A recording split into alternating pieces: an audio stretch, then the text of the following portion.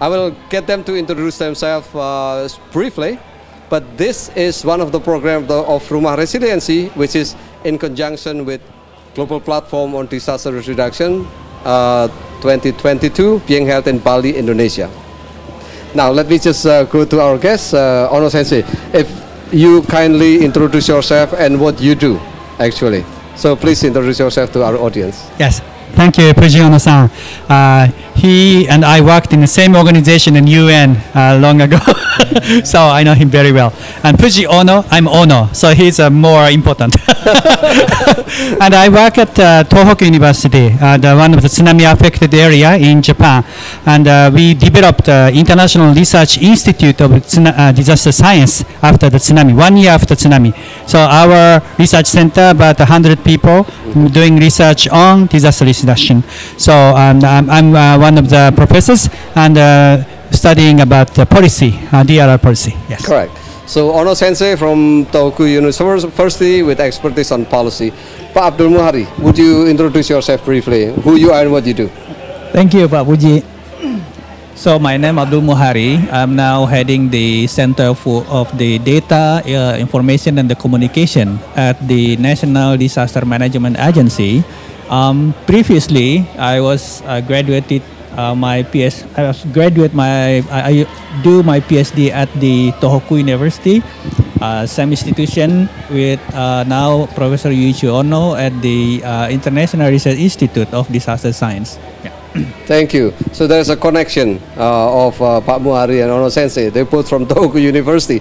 Arikawa Sensei. Okay, thank you. My name is Taro Arikawa from Chuo University. I'm not graduated at Tohoku University, so I have no relation with them. But I'm a researcher of the coastal engineering, so thank you very much. Arikawa Sensei, you're not alone because I'm from Tokodai. So we have a Japanese connection here and in different way. But the reason we're getting here in this auspicious occasion is to discuss about something very important. There has been new initiative undertaken led by this gentleman that will bring the change into the way disaster risk reduction being undertaken in Indonesia and hopefully globally at the time. But on that, Pak Muhari, why don't you just introduce briefly what is this new initiative is all about and how do they relate to the Japanese colleagues? Yeah.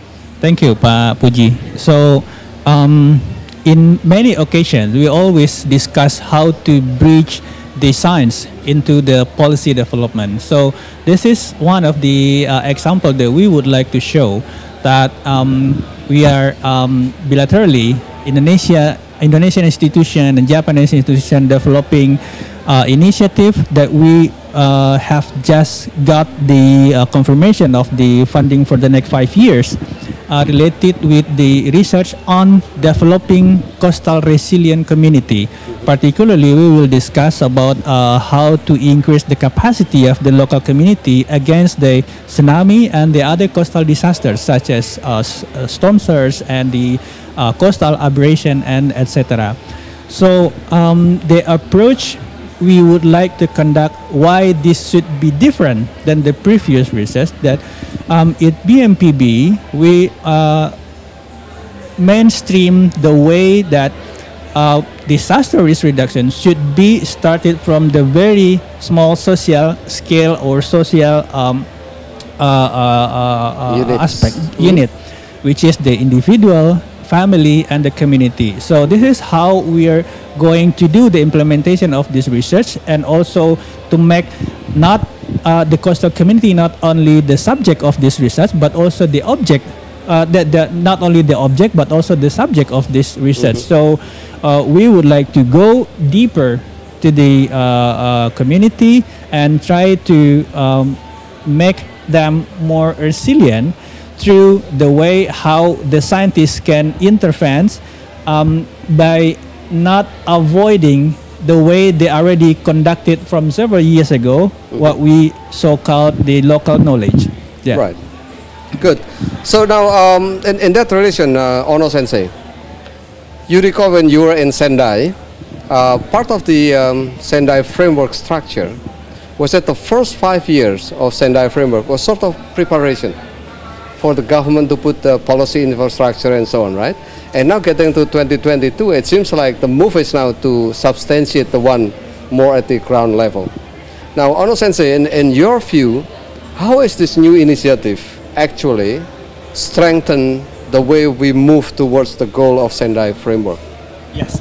For one of the important areas for the Sendai framework was governance and also risk modeling, early warning system, and investment in disaster recession. There are those keys. Right. Then this project, this SATRES project, is focusing not only the scientific side, but as Marisen said, the implementation. So we provide the Japanese side, also Indonesian side, provide the best science each other. But we are not just talking science among ourselves. That we are involving the government. So the best part of the scientific outcomes to be used for the government. Right. But scientist side have to make effort. You know, we just cannot provide a paper to the government people. They don't need it. So we work together. Then one of the issue we're talking about is the producing a guideline together. For the coastal management, for the sustainability. So it's we're talking about resilience. And this global platform is all talking about resilience. How to raise resilience level. Not just the governmental level, but the local level, local government level, not central government level. So we picked 3 or 4 sites, the Kalimantan, Bali, and some Ambon. Yeah. So it's specific local governments to be implementing the outcomes. For example, guideline. So that's our sort of a more implementation-oriented scientist networking. So that's different from the previous one, and matching with direction of the global platform, the Sendai frameworks for the second half. And hopefully contributing to SDG eventually. Yes, right? of course. Right. So what I get so far from Ono Sensei and Muhari-san was a sort of triangle. You have the government policy, you have the scientific inputs and framing, and you have the community to implement and build resilience. So this triangle seems to be a new approach in the second, or the later part of Sendai framework. Now, Arikawa Sensei, question to you. Why coastal community? In a country like Indonesia, you have urban, but why this initiative pick up coastal community? Maybe my specialty is coastal engineering. Oh, maybe because of that, right? So, but I think Indonesia and Japan is also same. The very many islands are there. So we have long coastal line in Japan, and also Indonesia has a long coastal line. Right. So I think there are many communication communities in the along the coastal line, so that we focus on the coastal communities. Right. So it seems like the coastal community seems to be prone to variety of hazards and their vulnerables, and this could be really a strategic avenue to build that resilience, right? Yes. So go back to Muhari-san. Out of the 4 areas that picked for the pilot, I suppose this is pilot, right? Yeah. So what would be the medium-term follow-through at the conclusion of this project, Muhari-san? Yeah. In example, we are now strengthening the local capacity to develop their own disaster hazard map, also risk map. So in this sense, we should put the local community together with us, trying to make the robust or try to learn the how to combine robust technology, robust science in conjunction with the local knowledge to develop, because when we discuss about the risk map, it's not only analysis of the hazard but also analysis about the capacity. So analyzing capacity should not be conducted through the methodology, but avoiding their own or the already built capacity based on the local knowledge. So this is what we would like to integrate all together. So once we complete the hazard analysis through the robust science, then we combine what already been conducted by the society, probably since several tens, generations ago, several years ago, why they still can be exist until now, and how can we put it together in the developed guideline, so that when we ask them, when we request them to implement the result, the guideline, it's not really a kind of modern guideline or modern document, guidelines, right? because they still feel their local value, local norm is still adopted on the document. So you envisage some sort of dialogue between the finest part of the science and the local wisdom that grow and practices at the local level, then fuse into something that's hopefully more effective than others, right? Now, going back to this cooperation between Japan and Indonesia, it has been many years, this tradition of cooperation of two countries. Arikawa-san, from the Japanese side, which scientific institutions that are joining hand into this cooperation, aside from Chuo University, of course, is there any other, which other institution are involved? Of course, the leader is Kyoto University. Kyoto University is there, yes. And Tohoku University also, and the Chuo University, and the Port and Airport Research Institute. Okay. This is EMRIT, what is the EMRIT? I think a Ministry of the Land and Infrastructure and the Tourism, I think so. So these kind of ministry involved, and also the Environmental Institute is also including. So that there are so many institutes in Japan. Correct. So this seems to be some of the finest scientific institution in Japan. Chuo University, Kyoto University, and of course Ministry of Land is the one that hosts the disaster policies there, right? So I think this is really a significant contribution on part of the Japanese. Now, Ono Sensei, looking into where we are now with GPTR 2022, this is the first time that the platform was brought to the global south, and Indonesia is the first one, right? So it's rather significant, I think. Yes. In your view, Ono Sensei, what is your expectation out of GPTRR this year in Bali? What kind of change do you like to see? Yes, we are 2022. We have 8 years left for the Sendai monitoring, and it's been already 7 years. Then I expect we will find out the midterm review, which will take place officially next year in May, but we will see some outcomes already. And I hear about 132 countries providing inputs midterm review on the target E and some targets. But that means maybe nearly 70 or 50, 60, 70 countries are not reporting. So those countries, I'm very worried. You know, that's a challenge. And towards less of the 8 years, what can we do to accelerate the implementation of the Sendai framework? So that's I want to find out, and we will hear from UNDRR. And then what can we do? Then what academia can do, what government can do to help this implementation.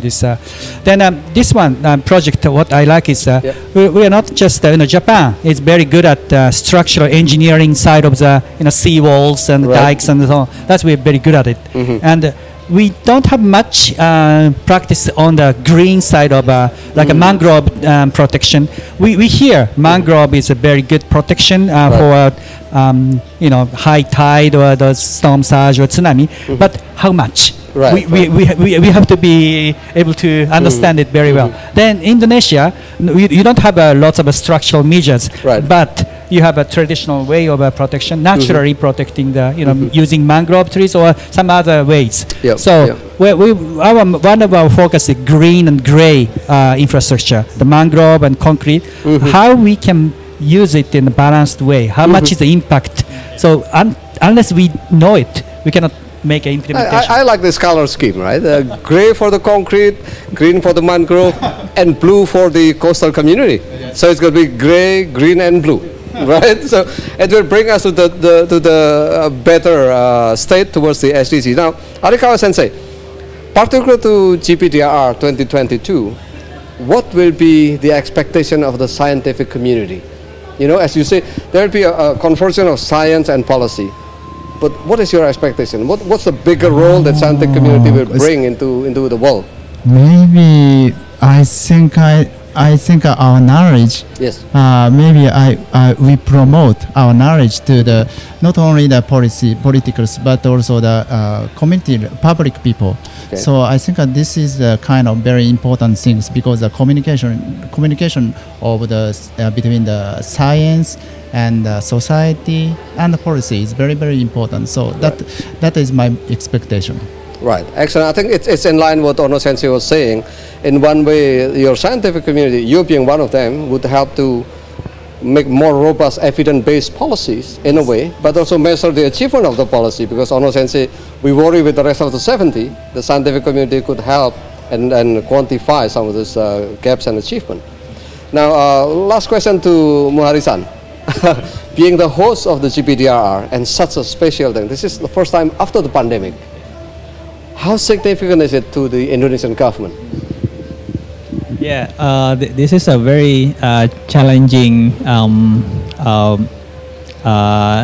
challenging event. Actually, when we prepared this event years ago or few months ago, at the time when the COVID case is still on the peak, and we have 2 or 3 peaks along this 2 consecutive years. But of course, this is also at every situation, every hard situation, there is a window opportunity to show how we can tackle the difficult situation into the way we see that an opportunity to go back, bounce back, and that's why we combine the G20 spirit with the GPDR spirit. Recover strong, recover together, recover stronger toward the sustainable resilience.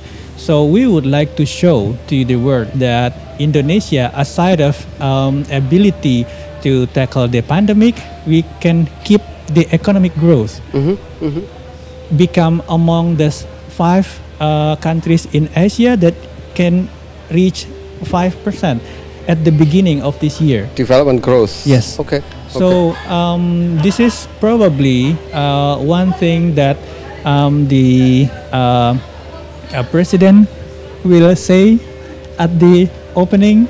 Okay. So how Indonesia can tackle the pandemic and see this as the opportunity to go back as the previous with the way we do the we tackle the pandemic with the spirit, the very local spirit, very national spirit, what we call gotong royong. Right. So this is probably one that we would like to say to the world through the GPDR meeting. Excellent. So I guess what I get from Abdul Muhari is that the sense of mutual cooperation, that's called gotong royong, seems to be the underlying spirits that tells Indonesia strike the balance of surviving the pandemic, dealing with conventional disaster hazards, and being hit by the effect of the pandemic that's very, very, very deep and broad, but managed to keep the development growth at a decent level. This could be a lesson that could be told to the rest of the world from here onward. Ladies and gentlemen, it has been really privileged for me to have the 3 distinguished guests in this interview. I would like to give last words, if you have, a message to our audience and to the world. I'll start from Arikawa Sensei. Any last thought that you would like to share with us? Usually it's a wise, wise words. Okay, but I think it is very important to develop the global platform for the residence community. So I would like to develop such kind of platform in 5 years. So I hope we would like to develop such kind of platform. Thank you very much. That's in Indonesian we said, Inshallah. We hope God permit it will happen in 5 years. Your platform will prosper. Ono Sensei, your last words? Yes. Use your microphone, please. First, I'd like to thank the Indonesian government to host this big event. With successful event this week, we'll encourage all other countries that so that we can do the similar thing later and the COVID. In terms of a disaster reduction related conference, we in Tohoku University and the Japanese team is proposing a third World Bosai Forum. Okay. Bosai is a disaster risk session in Japanese in March next year. Okay. So this is the third time. Every 2 years we used to do that, but due to the COVID, we couldn't do it. Okay. Then this is a more solution-oriented, multi-stakeholder meetings using the Tohoku experience to be, sharing with each other with the So, world. do I have any leak of where it will be held? In Sendai again, or Sendai whisper to me? again. 10th to 13th of March 2023 in Sendai. And Sendai again. This is a good news, actually. All of us will have a chance to go back to Sendai and celebrate the achievement and take note of the gaps that need to be filled for the remaining of the Sendai framework. And now the last one, Pak Muhari. Last word from you. Yeah, Pak Puji. One, we should keep in mind that disaster is a recurrent event. When it happened in the past, it will occur in the future. So this is the necessity for us to share the experience through the regional and global community, how we can get the local and national experience into global commitment. That's the point of this big meeting. Thank you very much. So with those last words from these three distinguished gentlemen, I would like to end our conversation now. It's a lot of pressure and honor for me. This is Yuichi Ono from Rumah Resiliensi Indonesia, and I would like to thank you all for participating, and I will see you in the next interview. Thank you very much. Terima kasih.